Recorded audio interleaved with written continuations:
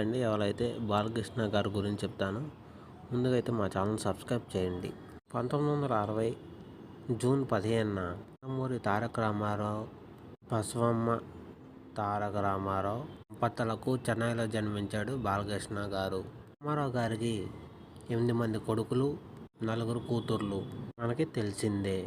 బాలకృష్ణ గారు పుట్టినప్పుడు ఎన్టీఆర్ గారు రారాజుగా దూసుకుపోతున్నారు. బిజీగా ఉండేవాళ్ళు.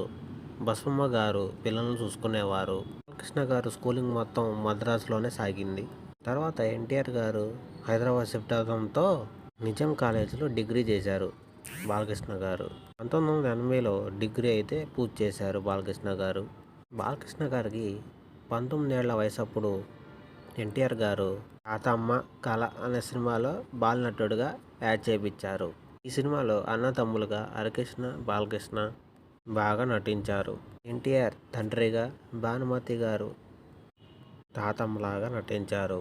ఈ సినిమాలో బాలకృష్ణ గారు బాలనటుగా అయితే ఆయనది మొదటి మూవీ. సినిమాలో హరికృష్ణ, బాలకృష్ణ అన్నతమ్ములతో నటించడంతో సుబ్బారావు గారు డైరెక్టర్ గారు వీళ్ళిద్దరికి మంచి కథ అయితే రాశారు. రామ్ రహీం అనే మూవీ తీశారు. 2001లో నోకరాజు నరసింహనాయుడు ఈ సినిమా తీయడం వల్ల అభిమానం బాగా పెరిగింది. మంగమ్మ గారి మనవడు బ్లాక్ బాస్టర్ హిట్ అయింది. ఈ సినిమాతో ఆయనకి క్రేజ్ వచ్చేసింది. స్కోకింగ్ మరియు